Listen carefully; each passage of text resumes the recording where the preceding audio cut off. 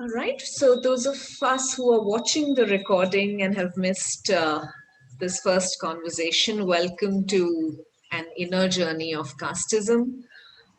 This journey is being offered in partnership with the Truth and Reconciliation Week 2021. And this is our opening call. In terms of logistics, we will have this 90-minute call today, followed by reflections over email every day from today till Saturday. And on Saturday at the same time, we will have our closing call, which I hope all of us are able to join into. This looks like a small intimate group today, so I'm hoping that all of us are able to bring our voices in. Also, I urge you, if you're able to, please keep your videos on. It'll be lovely to also see you as we hear your voices and your words through the chat.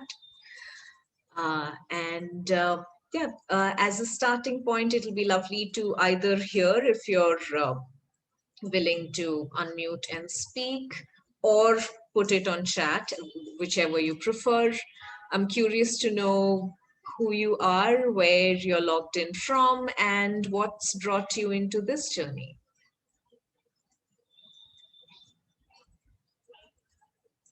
And maybe I could start. My name, as you see, is Rukmini. I am logged in from Mumbai in the western part of India.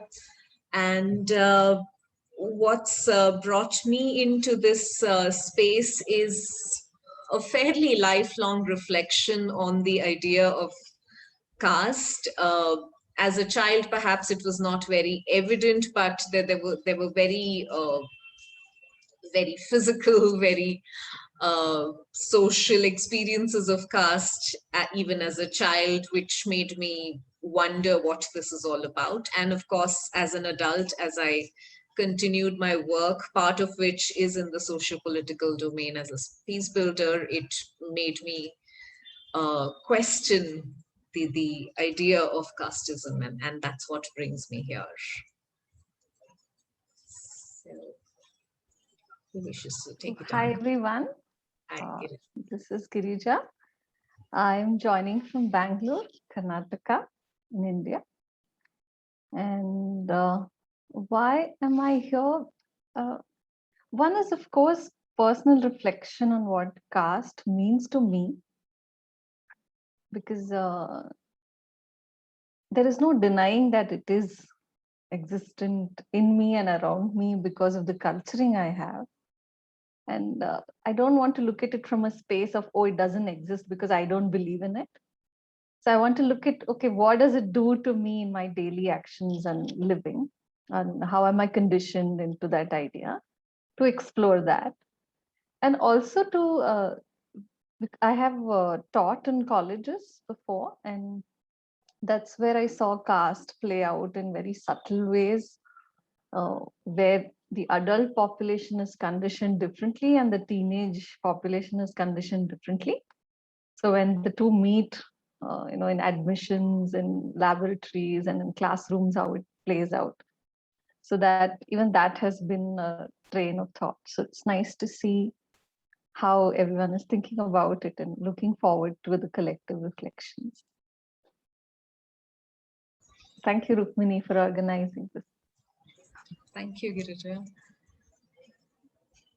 Also want to acknowledge a couple of responses on chat from Hema and Sonia. Thank you. Okay, if I can go next, my name is Usha. I work in the social space, work with a charity which helps children with cancer. So while I've never believed in caste, my marriages and the marriages in our family have actually always not held caste as an important thing at all, despite my being 70 plus. But my work has really shown to me that something like a child falling sick cuts across all boundaries. And in my work, I've tried very, very hard to get that message across to all of them, because the people we deal with are from all over the country, basically the underprivileged. So I just feel that if this message goes across, we would be a happier place. We'd live in more peace. Thank you, Usha.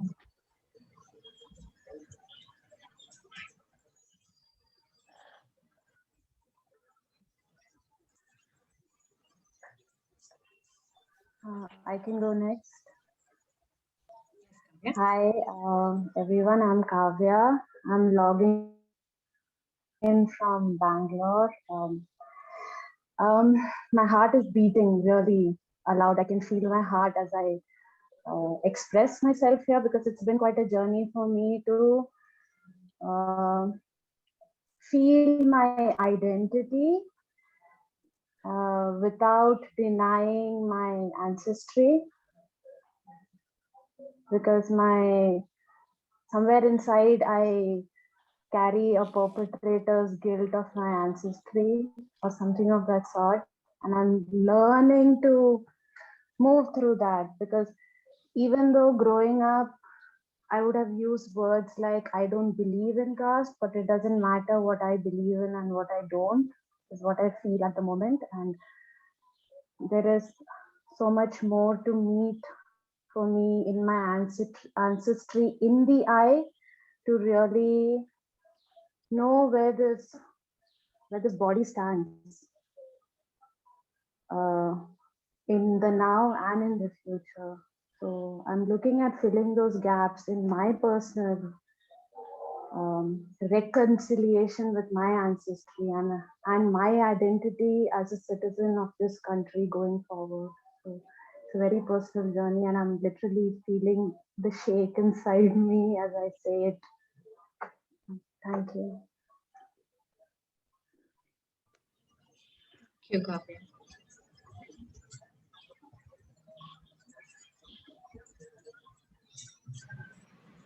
Uh, I'll go next.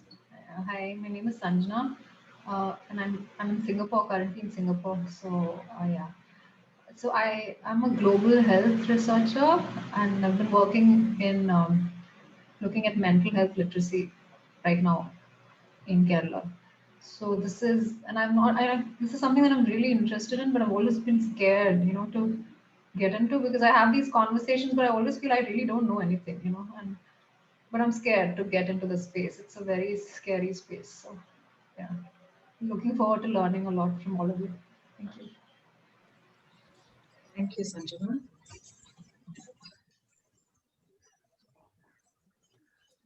Hi, I can go next. My name is Tanya, and I'm logging in from Delhi. Um, I have a lot of personal and professional reasons to be here. I myself belong to lower caste, so to say, so-called what we call scheduled caste, and this is something that I never acknowledged for myself.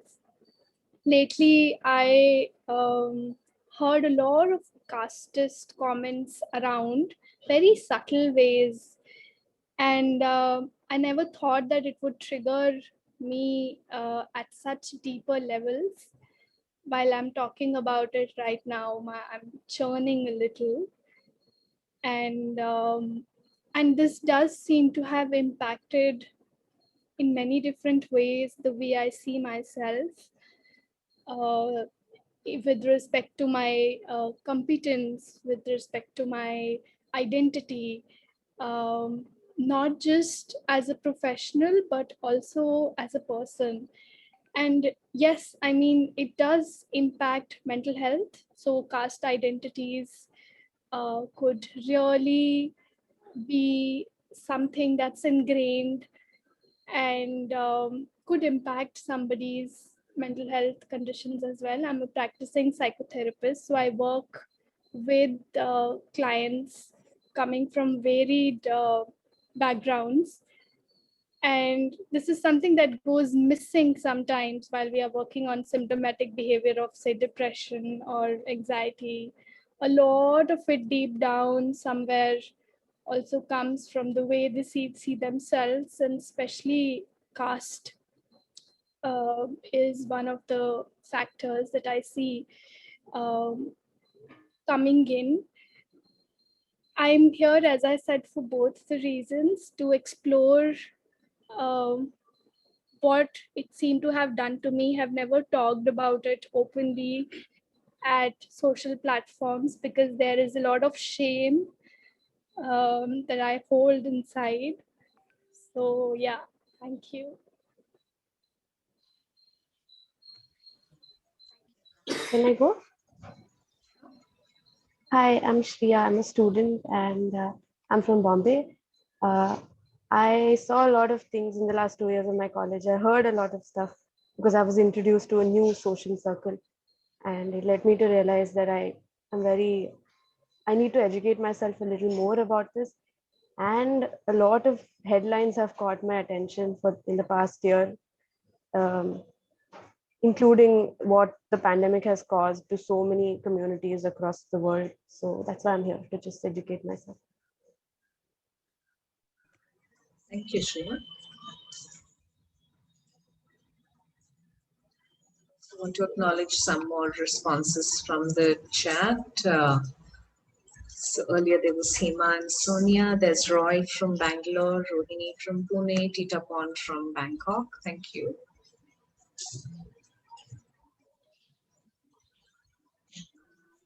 Who else have we not heard from? Abhijit, would you like to introduce yourself?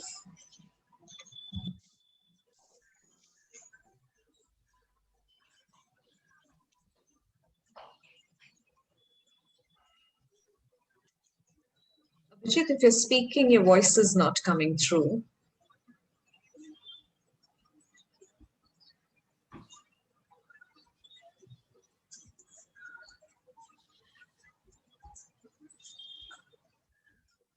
Okay, I can see you're unmuted, but there's still no voice. Perhaps you could try on chat.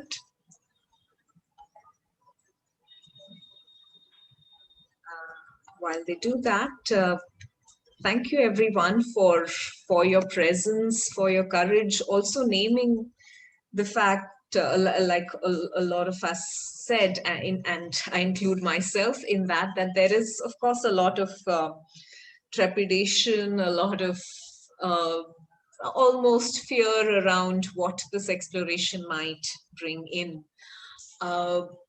Particularly because the external narrative around caste is extremely complex. It's certainly not pleasant. Uh, and I'm also particularly aware of what my name screams out in terms of my own caste identity as a Hindu Brahmin based in India, and what that means in terms of historicity and also current reality and the privileges I carry with the name. So those are things I am present to in this moment. Uh, yeah, thanks. I'm also told on chat, Poonam Illuri has not introduced herself. Poonam, yeah, if you would like to bring your voice in as well. I think she dropped off. She hopefully. No, There she is. I'm here and I'm unmuted. I was just checking. Go ahead. Good morning. I'm Poonam. I'm coming in from Bangalore. And it's interesting, this thing about the car. I think I've figured or just been made aware of what's happening basically through Hindi films, or things that you read in the newspaper about people being picked up or not being allowed to drink water at a certain place. I mean, because having lived in a city and actually my dad's in the Air Force, so having a forces background where everything is always so intermingled, and I never encountered this at all. In fact, when we moved, we always lived in the north. Now, when we moved to the south, I remember going to the temple the first time, and then they asked, "What's your, the kul or something?" They asked like this. I had no idea. I mean, I didn't know whether we were Kshatriyas or what we were. And then I called up my dad and asked him. I said, "What are we?" I mean, so it was like that, and I was already, I think, 35 or 40 at that point. I mean, I had no idea.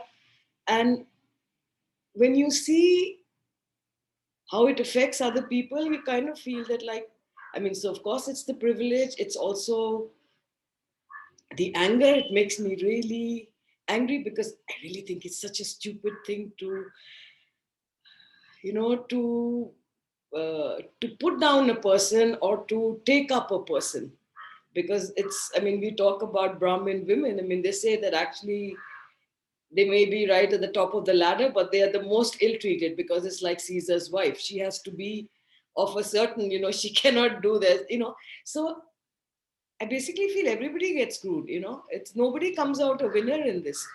And I'm in a lot of Facebook groups that are discussing this kind of stuff, and you get it from both sides. There's a group of Brahmin women who are talking about their privilege, how they don't like it. I mean, just the way you are, you know, you've taken up the forum to do this, and then there's the other side, and it's really interesting to see both sides. And really glad these conversations are coming up, because I think 2, 3, 4 years back they were not there. Nobody talked about this, you know. Nobody, it was just there. Somebody was killed, something happened, a girl got raped because of a thing, which I've always considered really funny, that, you know, you consider a girl of a lower caste good enough to rape, but that she can't drink water from the same well as you. I mean, I just don't get it. You know, how does this make sense? How does somebody, I don't know, make sense of that, justify that, you know? And it's really nice to see, like, the girl who spoke, one or two girls, but I don't know the names, I'm not wearing my glasses, but they're so young. And, you know, if they're interested in all this and whatever, then you feel it's very heartening, the change, you know, whatever it started, you know, that people are being aware of this. And it's really fantastic that, you know, what you're doing and that you're having these conversations. Thank you. Poonam. Also, Abhijit's introduced himself on chat from Mumbai, Kolkata. Okay, thank you for that as well. And I hope at some point your volume comes back on, because I'm really hoping you're able to share with voice as we step into a couple of breakout exercises later in this conversation. So the flow for today is a request is to allow me a bit of a monologue at the beginning, and then we will work through a couple of small group reflections and discussions to deepen this conversation. And the way forward, of course, after this call is that you will receive one email from me every day with a specific question focusing on a particular aspect of caste, and particularly around the inner aspect of caste. And we bring back our reflections around those questions in our wrap-up call on Saturday. So that's going to be the broad structure for this. So let me launch into a bit of a monologue. So, of course, work around casteism has been a part of my life, largely because one part of my professional work is in the peace building space, which entails a lot of dialogue and peace education around socio-political structures in conflict zones. And in the recent years, of course, work around this has only increased in India, unfortunately so, because of all the turmoil that we've witnessed in the last few years, particularly. The reason I felt the need to bring this work outside of just conflict resolution work to, you know, which operates in a very limited frame and a limited context, to an open conversation like this, is because of several things that have happened over the last few years. But particularly, there was one incident which in India, which I suppose most of us here are familiar with, where this young woman called Manisha Valmiki was not only raped, but extremely brutally murdered, having been raped. And the brutality of it cannot really be expressed. but there was something about that incident which did not let me keep quiet about it. And in a way, in many ways, for me personally, this journey is for her in me. And therefore, I would want to start by sharing something I had written when she had passed on last year. It was a poem which went with an image, and I will share the image on the screen as I read uh, the poem. Just give me a moment to share the image.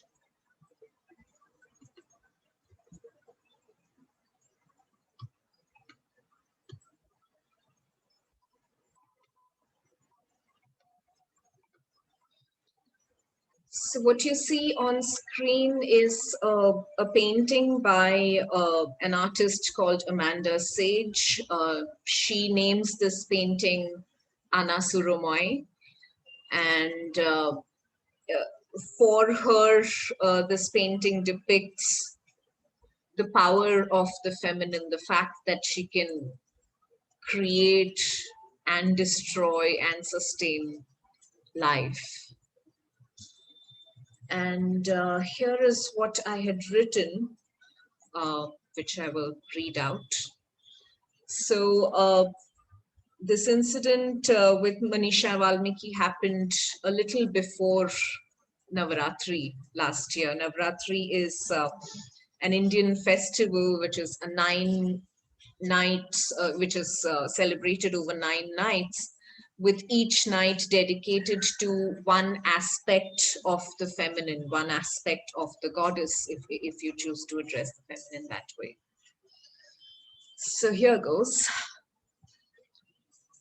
Invoke her during Navaratri. I dare you. Ask her to kill the demons that bother you. Implore her to restore order in your world. Pray that she consumes your darkness and bestows you with light. Gear up to celebrate her. I dare you. Oh, but you chopped off her tongue, did you?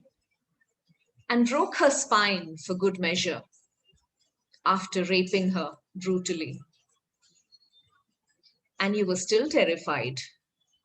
So you hastily had her body burnt in the middle of the night just so that she does not rise from the dead. Well, she lives as a billion points of consciousness now. She does not have a tongue any longer, nor a spine, nor a vagina. As your demons rise through the 9 nights, the thunderbolts from her Vajra, her weapon, will not shake them up. The red tongue dripping with blood will not terrify your evil. She will merely watch in her bodiless existence. You fight your own demons now. I dare you.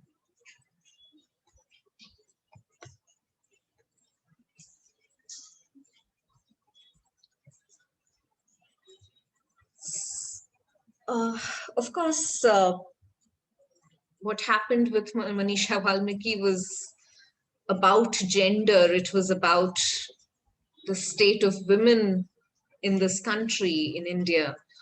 But it was a whole lot about caste. And it was about caste because we saw how there is still no justice meted to her even now.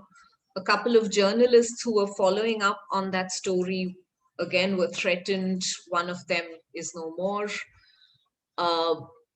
And almost simultaneously, we also saw another incident of rape down south in Hyderabad. And the woman happened this time to be from an upper caste. And the response was that the suspected rapists, it wasn't really proven yet, but the suspected rapists were killed in an encounter by the police and rather conveniently disposed of.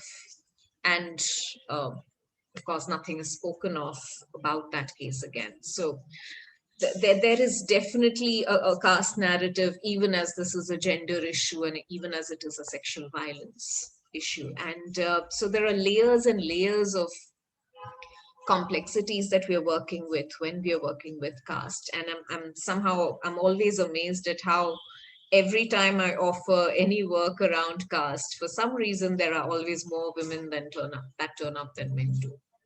And so is the case even on this call here.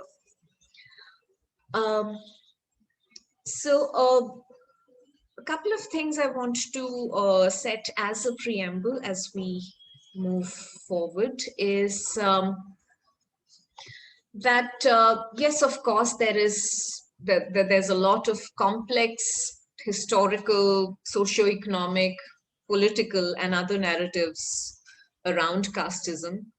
There is also, in the liberal intellectual circles, there is also this argument around how caste is supposedly a thing of the past. However, all our lived experience says otherwise. Even today, if we look at crime rates in India, I think the last, there was a report last year that I remember that said about 49,000 crimes per year in India are committed against Dalits, right? Against members of the lower caste. And these are crimes specifically which are related to the fact that the victims are Dalits, right? So the crime is about the fact that they belong in a certain caste. There's also a lot of inequity that we see in terms of economic narratives. For example, in India, the high, well, if we have to describe it hierarchically, the Brahmins are typically placed as the highest of the caste, so-called. They are about 3 to 3.5% of the population in India. They own about 40% of the resources in this country. And having said that, there is no one particular caste narrative in India. There is this hierarchy that is often depicted, which was also on the poster that you may have seen on the invitation to this journey, which was deliberately provocative in the sense that it's a highly misrepresentative structure of caste. You probably remember the image on the left of the screen, which is a westernized representation of the caste system, which places some people at the top of the hierarchy and some others at the bottom, and some are so at the bottom that they are not even part of the hierarchy. Right. Having said that, this sort of a structural element of casteism is not only a part of the Indian cultural milieu. It's been part of several narratives. We see a caste system existing in Japan, particularly in the Edo period, and still continues in some parts. We've seen feudal casteism in Tibet. There are versions of casteism in Indonesia, in Thailand, in the Philippines, in the East. And there is, of course, various other narratives around casteism in the West. In many ways, if we look at the historical narrative, the term caste, casta in Portuguese was Portuguese and Spanish was, so the idea of hierarchy and social stratification was introduced, as far as modern history is concerned, it was introduced by the Spanish when they started conquering what was then termed the New World, the Americas. And they attempted to place the indigenous Americans at the lower rung and the colonizers at the higher rung. And then, of course, the word caste as we use it today came into existence when the English started colonizing, and they observed social structures and stratification in India. And a lot of the modern narratives around casteism are based on the English narrative as we've experienced it. That's not to say stratification did not or does not exist in our society. In India, it certainly does, and so it does in several other parts of the world as well. And it's existed also in other narratives, not just sociological, but also philosophical narratives. For example, Nietzsche spoke of this idea of the Übermensch, like a certain category of human beings who are superior to others, who can rise above prevalent conventions, prevalent religions, as the case may be, and become better as other human beings, and therefore they need to be regarded and placed at a different strata of society as compared to the lesser mortals. And like Nietzsche, there have been several other philosophers as well who've subscribed to this idea that stratification is essential. As we go further into this exploration, of course, it's important to point out that while a lot of the existing narratives around caste is about the social stratification, which means it's about the external systems of caste and the structural violence that comes because of the fact that these systems are represented as a hierarchy, that one is higher than the other, one is better supposedly because one is higher than the other. So there are several assumptions that come into being just because of the representation of a hierarchy, right? Because someone's above and someone's below. And the representation by itself is a form of structural violence. And of course, it continues to lead to structural violence in several other forms. And we see this violence represented in our media in many ways. We see this representation in our films, in our books. A lot of television and OTT platforms seem to be taking up this narrative and bringing it forth into mainstream dialogue as well in the current days. So that's the external representation of caste. However, in this journey, we will largely be speaking about the inner narrative around caste. How do I hold casteism within? How do I start seeing it such that I'm able to consciously make a decision to either deploy if and when it is at all appropriate, or definitely stop its expression outside of me.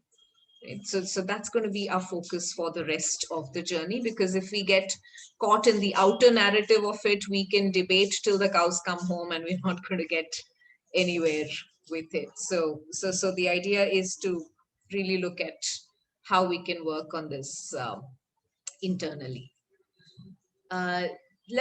Before I move forward, let me pause for a moment to check in how we are doing with what I just shared, and if there's anything you'd like to express.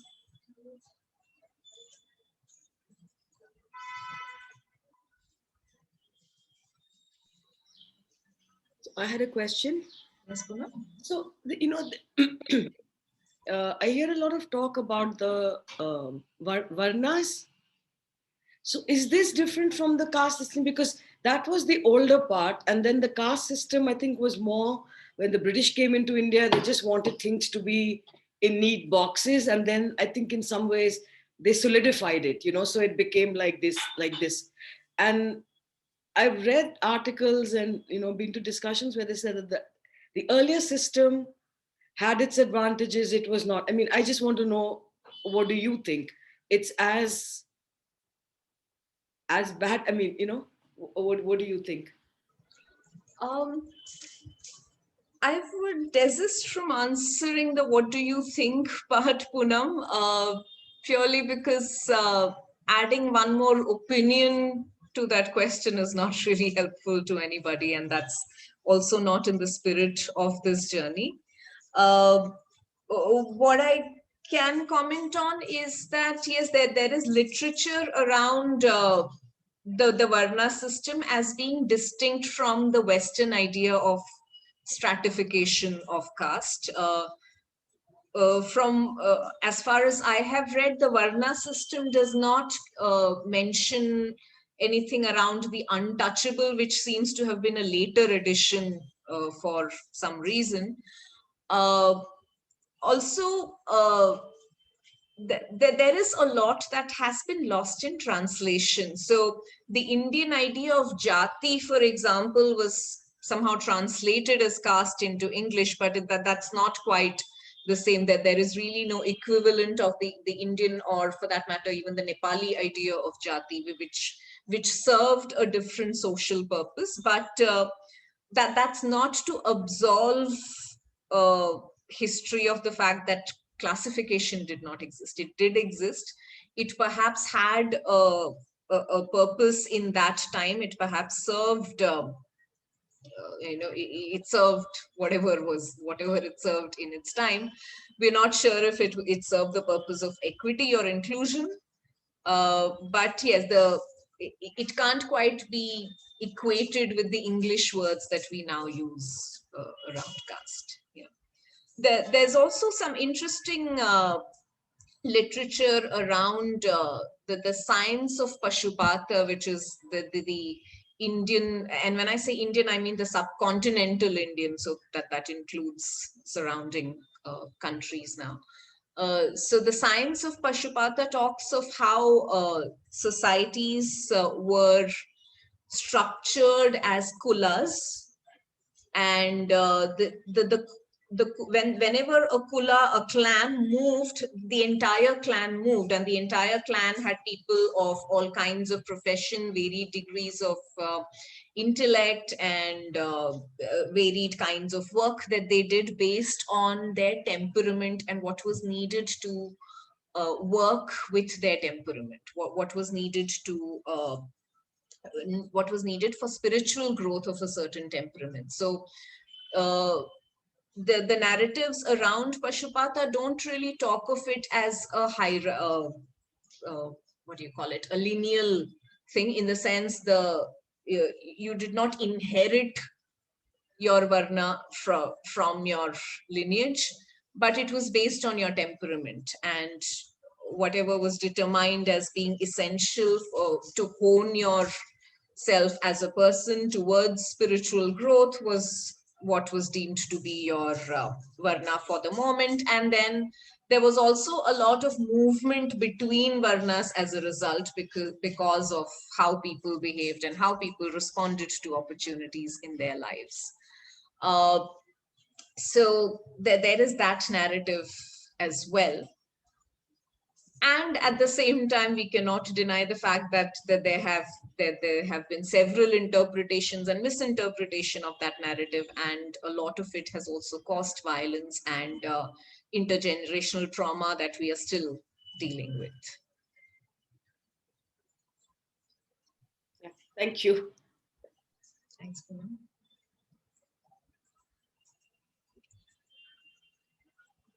Okay, so we will step shortly into our first reflection exercise in small groups. And the reason why we are doing it from an inside out perspective is because of the statement. I'm not quite sure who it's attributed to. From what I see, it's attributed to Zen, from everything to Zen masters to Simon Sinek to everyone. So I don't know what the origin of the statement is, but it's something that always leaves me disturbed and yet rings a bell. The fact that how you do anything is how you do everything. So if I happen to nurture a certain system or a structure or a belief within, that's how the rest of my life pans out, because that's what I'm nurturing within. And that's what I'm very likely to mirror outside of me as well. And hence the need to do this from an inside out perspective. So here is the request for our first group work, which is to, as a warm up, to share with your group members, as far as you are comfortable sharing in a forum like this, how have you encountered caste in your life? And what are the ways in which it has taken form? So what is the tangible experience of caste? What I mean by this is, for example, the way I have encountered caste in my life would be to be, even as a child, told that, you're a Brahmin, and consider it a blessing that you're born in a Brahmin family, and some story around how you must have done well in your past lives because you're born in a Brahmin family, and so on. So that was my encounter with caste. The way it's taken form is, one, of course, it's in my name. My last name denotes a caste, and it's been asked to me several times in terms of why do I choose to carry that name. Uh, Earlier, of course, it started off as a matter of convenience, because my parents are from down south in India, and from a state called Kerala, and I was brought up in a western state called Maharashtra. And when I had to register for my high school graduation exam, the Maharashtra State Board of Exams needed one to have a surname. So my parents do not carry a surname, I do, because my certificate needed it, and it's therefore in all my documents now, and so it's become a sort of a legal name. So that's one way in which it's taken form. But it's also taken form in multiple other ways. For example, I remember as a child when I would visit my maternal grandmother in a village in Kerala. I didn't quite understand it then, but there was this one particular person, a lady who would come to help with cleaning the courtyard. And she would always be, she would never enter the house. She would enter the courtyard from a back entrance. And then if she needed to take something, she would come up the front door, not quite enter the door, but stay outside the front door. And if she had to ask for water, she would always be poured water into her palms, right? So my grandmother would take a glass of water, pour it into her palms, and she would drink it off her palms. And as a child, I thought that was a fun way to drink water, and I would ask for water to be given to me that way. It's only later I understood that there was a caste narrative happening there around her being so-called untouchable, and therefore she would not be allowed to touch utensils from a Brahminical household, and therefore water was being given to her that way. So that was one of the many, many ways in which I've seen my caste taking form. So that's the invitation for our first sharing. I will also put up the questions on the chat. And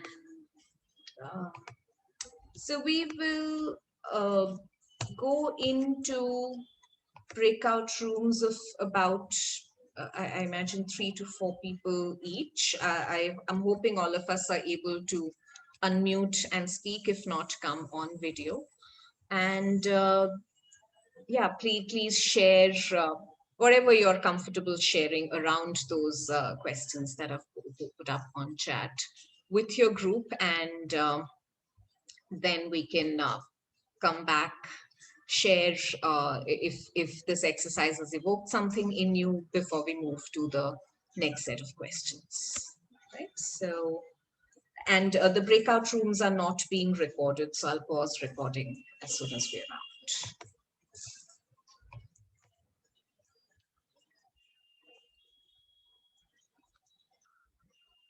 So we should be 3 to 4 people. And let's do this in about 15 minutes, and then we can come back. And the sharing that I'm looking for when we get back is around what did this, whatever you heard within your small groups, what is it that it evoked in you? So I will see you back in 15 minutes.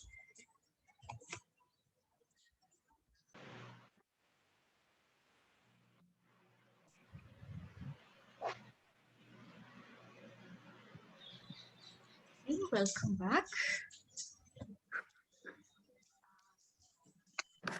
You can take the next few minutes to share if there's anything that's evoked from the small group sharing that you want to bring to the larger circle.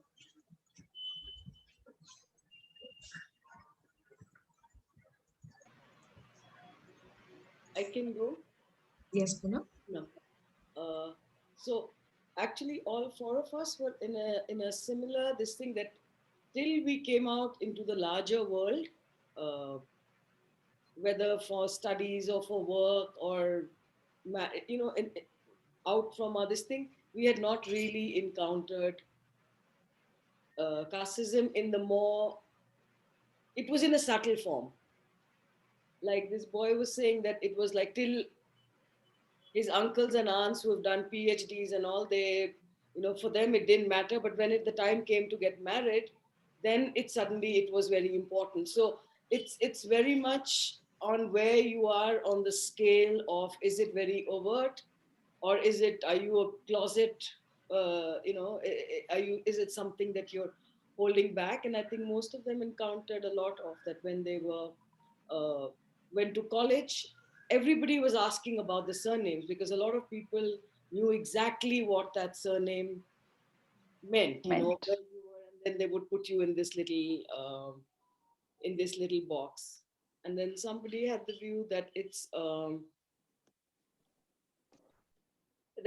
was very difficult to tell because when it was so ingrained in you and that your parents were doing it, it's very difficult. It's only when you step out that for me it was when when I went to live in Sweden that you see things then more clearly what is happening back home. The more subtle this thing that if the maid comes into the house, then we don't give her water. There's a separate glass for her. I mean, they're clean, they're good glasses, but there are 3 or 4 separate ones in which she has her tea and stuff. And so it's a very subtle thing. And I think when it comes from your parents and you're for 20-25 years, you're kind of ingrained into that system. So by the time you're of a certain age, it's a part of you. It's only with a few people, I mean, like, I guess the people, who are here for this talk, that you can still see that, no, that's wrong. You're able to step back enough that we can see it for what it is. And then it remains what you do with it, because it is a place of privilege. You may not want to give it up. I mean, it gives you a lot of advantages, I mean, all of us, not any particular. So then it's this thing is, has it touched you or hurt you enough to see another human being being treated like this, that you want to say that, okay, I will not, at least knowingly, take part in it, or you go back to the same system that outwardly you don't do it, but at home it's okay, and that kind of thing. What does sharing all of this and hearing all of this do to Poonam and to all of us here? It's making me feel very agitated inside, and it's like I feel like crying. I mean, it's just making me feel uh, it's really stupid and it's really shitty. I mean, I can't find strong enough words to say it. It's just such a stupid way to be. And how, if we talk about the earlier system, how we could have taken something and convoluted it so badly. This is how we say our buddhi works in such evil. I don't know. It's to divide completely, and even within, from what I've heard, even in the caste which is like on the top of the triangle, even in that there are divisions, and then you are not the top of the top, but you are, I mean, it's like it's as if people have nothing to do. But it just makes me feel really you don't want to go out of it. I mean, you just feel it's a really crappy world out there. It's do you want to be a part of it? Thanks, Poonam. And much as, as uncomfortable as it is, the invitation to all of us is to stay with that discomfort. Because that's the need of the hour for the world, not just in terms of caste, but with a whole lot of other issues that we deal with, that we need to be courageous enough to stay uncomfortable. And let that discomfort inform whatever action emerges from their action or thought, or whatever is it that emerges from there that shifts our being. Thank you, Poonam. Anyone else? Can I go? Yes. So on the sharings that I heard, and it left me with this thing of a bit of inspiration, because when Usha was sharing her journey, I found that how she's let compassion in her daily work, you know, override any conditioning that could come. So when I say that, okay, it's not making sense to most people, then why is it around? Right? It is still around. It's not making sense to us, but it's there in the society. And can I just wish it away? No. Can I just eliminate by making laws? Not really. Because laws have to then be implemented, and then we are all back in the same circle, right? So to see that just repeated compassionate actions, right, which speak of equality in your actions, could be the way out. Right? And it's important to focus on the way out once you know that it's not making sense. So whatever the conditioning, we can't go blaming that part of who was responsible and how history informed us. But it's important to watch the conditioning and pick your actions. So I found that inspiring. Thanks, Girija. To add to what you shared, yeah, it doesn't make sense for most of us, at least for those of us who seek such spaces for reflection. Yeah, it certainly doesn't make sense. And at the same time, it's still very convenient.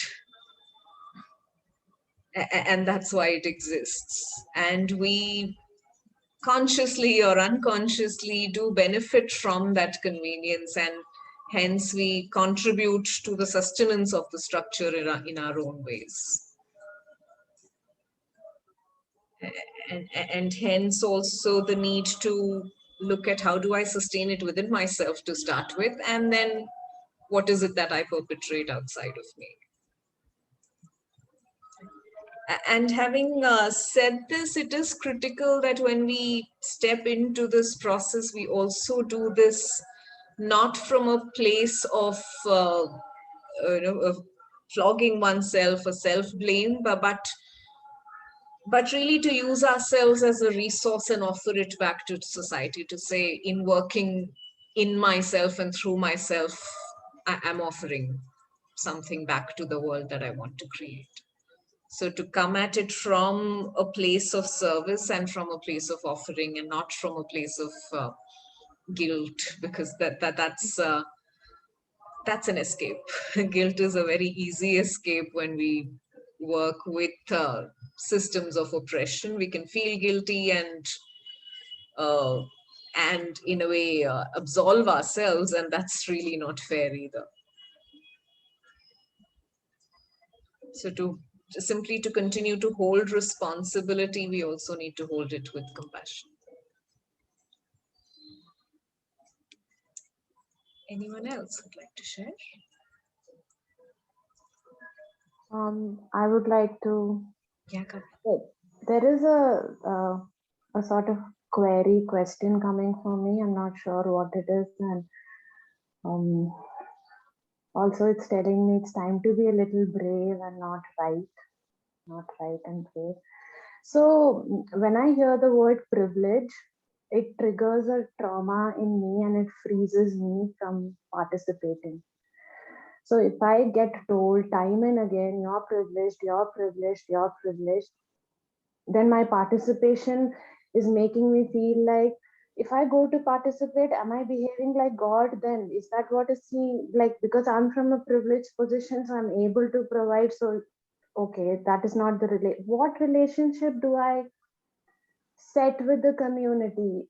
That is where it's telling me that what I believe doesn't matter. Whether I believe in I'm privileged or not doesn't matter. So then it's freezing me. So what do we do next? What words can we use? What better words can we use? Because I'm being othered. I'm being othered, and you can call me privileged, but you don't know the trauma that I'm coming in from my own, belonging to my own caste. Like, I'm too dark to look the part. So that's a big trauma. Your family is telling you that, not family, but your community is telling you you don't belong because you don't look the part. So how do we move beyond these words of privilege? Oh yeah, I accept I'm privileged. Okay, now where do we go from here? That's what is arising to me. Thank you for naming that question, Kavya. And yeah, I suppose it's important to stay with those questions and also look at what it points at in terms of how we tend to equate privilege with everything being okay in life and lack of trauma, and how that it's not such an easy equation, right? It is in a way the tendency to create equations that create stratification in the first place, and therefore part of this process is also to stop equating and to look at things for what they are. Could I say something to her comment? Are you allowed to say Not that or not not? as advice but as reflection. Yeah, so it's something that happened with my kids, and it was, they feel I wouldn't say guilty is a strong, but in a way, you know, the whole thing about privilege, and they try to downplay that and whatever, whether, I mean, that can be position, money, whatever. And my advice to them has always been that if you are at that place, you are the one who can make the change. If you got to get a university education abroad, or you managed, then you have to really use that, rather than saying, oh, you know, to once you can see, then you understand what I'm saying? Yeah. Yeah. Yeah, when privilege is pointed at as an accusation, then that accusation is also coming from trauma. So it's a matter of trauma meeting trauma and then not knowing what to do with it, right? So, and hence also the need to really step back and be compassionate to everything and everyone involved in the process, including oneself.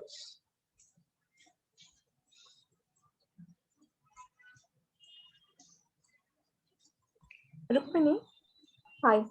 Yes. I'm very interested in your comment about guilt being an easy way out.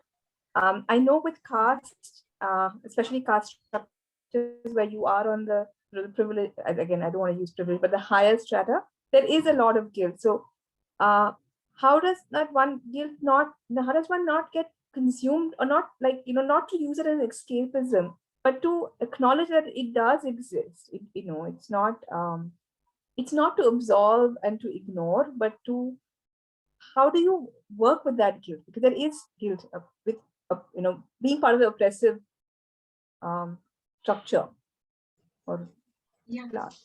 Yes, absolutely. There is guilt, and it is naturally the first response that gets evoked because, yeah, partly biological wiring, partly also because, you know, there is guilt involved.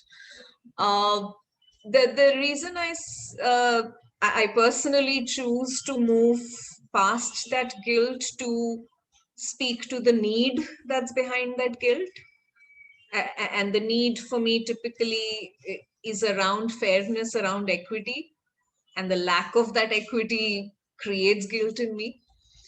The reason I prefer to work from the need and not from the emotion that arises from it is because that emotion tends to be a very unresourceful place.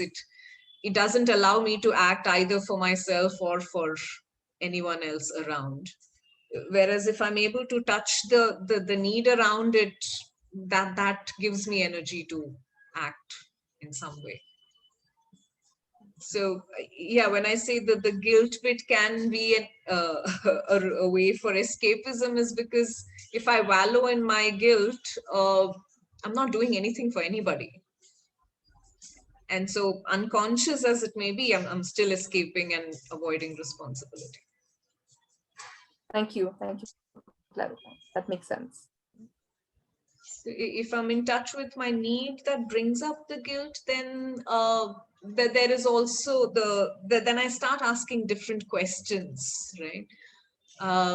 When I'm feeling guilty, the questions are about how do I stop feeling so miserable? It becomes very, in that sense, self-centered.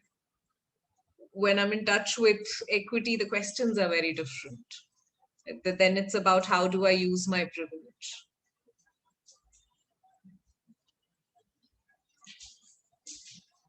Right. We have about 10 minutes to close, and I do want to honor the time limit that we've slotted for this. I'd originally planned another breakout exercise, but we can hive that off into what I will send out as the email for today. Also, meanwhile, Titapon, thank you for sharing on chat about your relief and also sharing your experiences.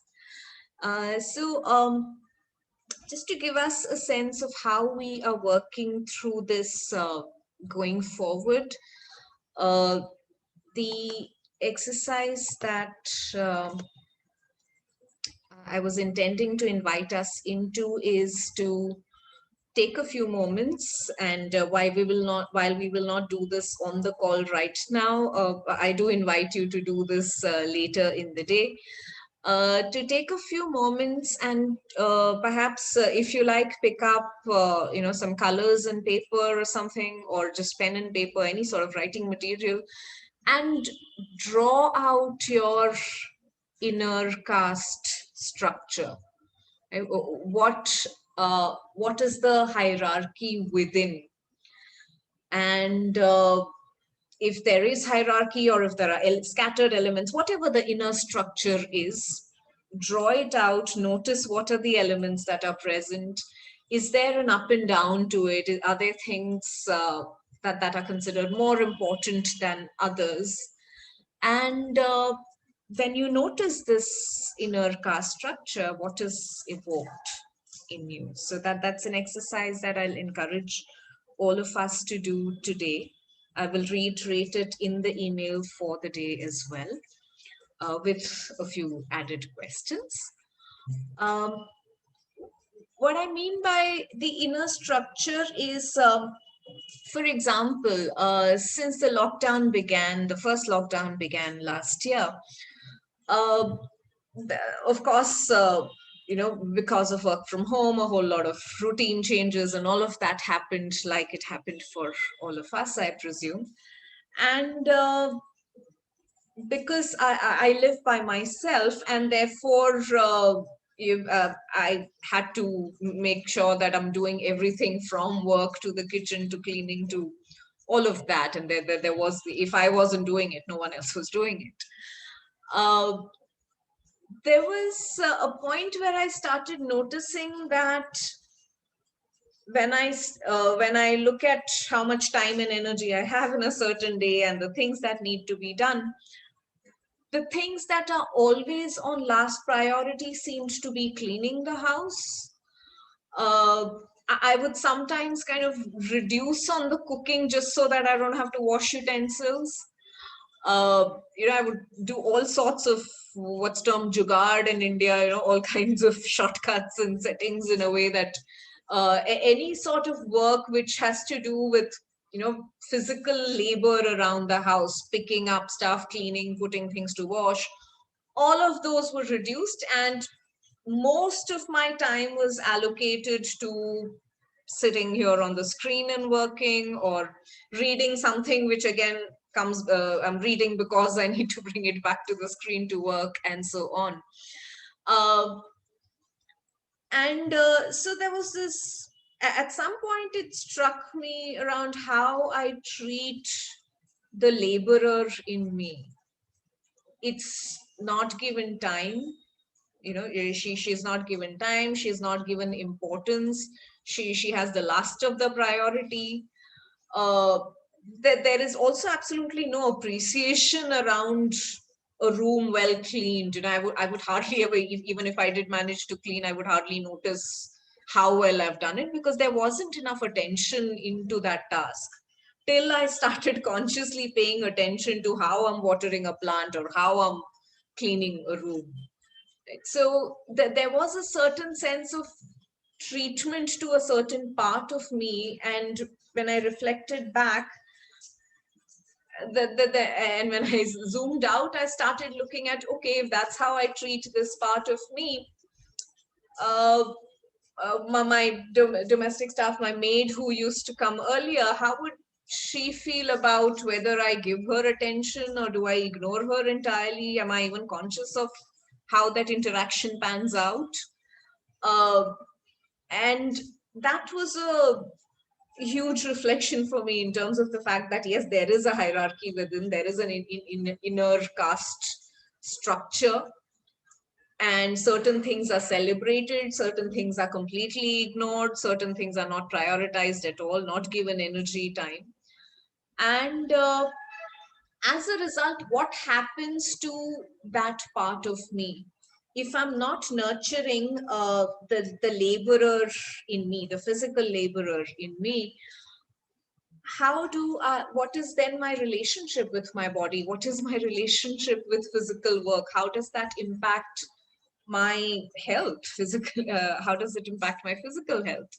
If I'm not prioritizing, let's say, time to rest and sleep, or time to sit back and read, not for work, but just read for pleasure, again, what does that mean for me in terms of my own sense of well-being? But also, how do I then judge people who do create time to have rest and space for themselves, who do prioritize pleasure?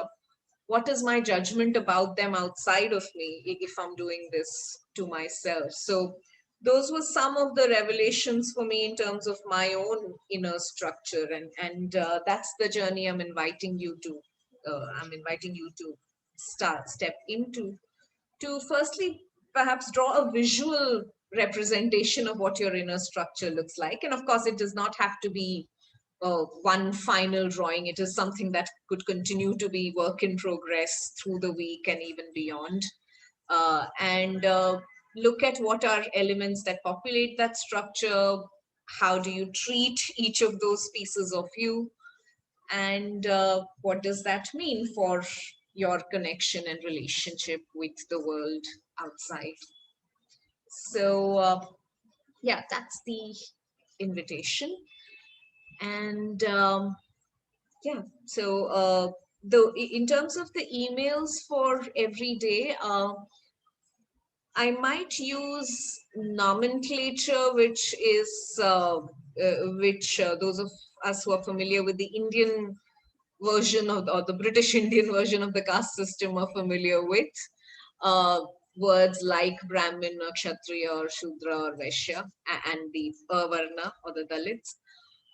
So I might use those in the mails, not so much as a reference to the external Indian caste system as much as a sort of a pointer to where to go with it. So please treat it as such and not have a literal interpretation of those words. And so yeah, the reflections for every day, of course, will be personal. I will also, though, create a shared Google Doc. I'll share that link with you on email as well, where if you feel like you can put up any reflections you want to share with the larger group during the week as well. Yeah.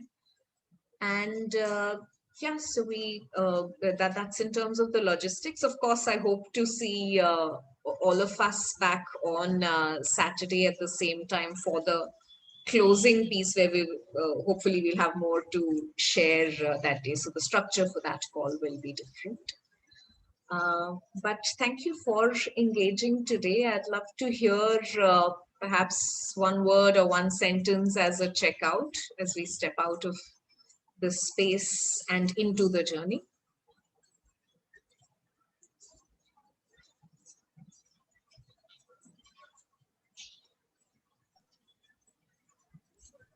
Thought-provoking. Thank you, Usha. I'm grateful that I feel safe to explore this. Yeah. Thank you so so much.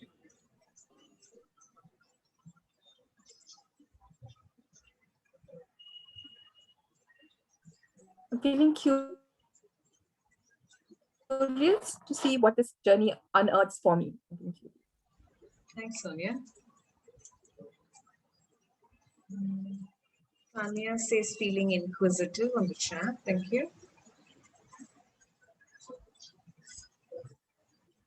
I'm feeling really strong. I mean, it's not only anger, it's more like rage. My heart is beating really fast, and it's like I'm feeling really emotional. Like, yeah, I'm really upset.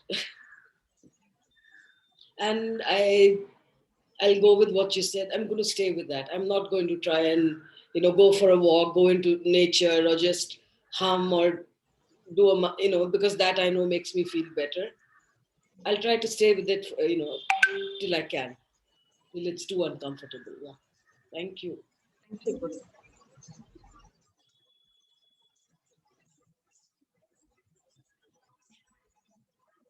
Roy says energized to delve into this more. Rohini is learning to stay uncomfortable and delve further.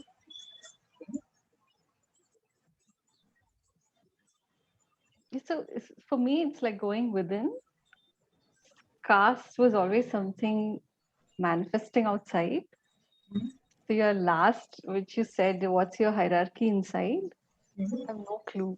So I don't think I have a real clue. So I'm like going within for the first time. So looking forward.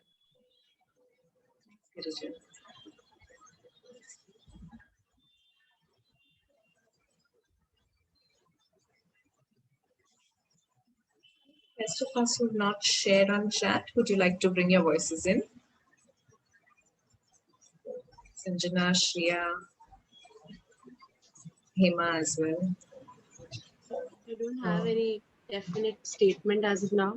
I'm glad I came here, and I'm glad at least I'm encroaching the topic, because I'm seeing it manifest in many ways around me in the last year. So I really want to know more. And like Girija said, that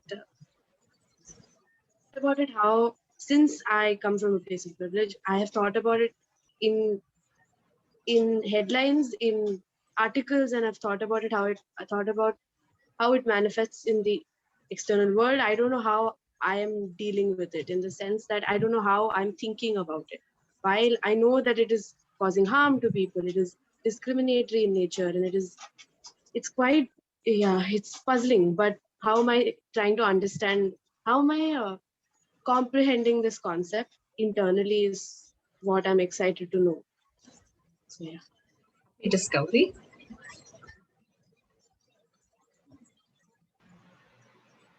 Yeah, I think I feel the same way about, this. I've been thinking about the inner, how I internalize these, roles that we have. And it's interesting how you assign roles, and it's through roles that caste plays. So I've always wondered, why it is that some roles are more important than others. And now you put it this way, and I'm quite kind of excited to look at how I do that for myself. So thank you so much. Thank you. Thank you, Rukmini, for holding the space. How are you feeling, Hema? I'm very good, blissful. Okay, that's an unusual response to casteism, but thank you for that as well. Yeah, as I shared in the group, I never had an experience of casteism growing up. And I'm coming from a culture of Sindhi background, born and brought up in a Sindhi house. Maybe we have no roots. Maybe we don't have this thing.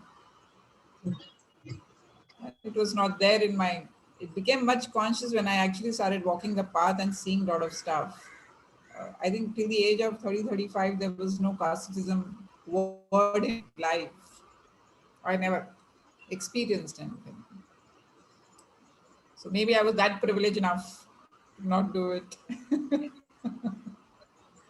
But consciously, of course, I have worked whenever I have been around with my people, or even the maids who work with me or anybody. I have never made a difference in, kept a difference with anyone who ever came in my life. So I have treated everybody at par. So I think that doesn't, inside of me, that is not there. Thank you. All right. Thank you, everyone. We'll close it here today, and looking forward to interacting over email and also next Saturday. Thank you so much. Thank you. Thank you.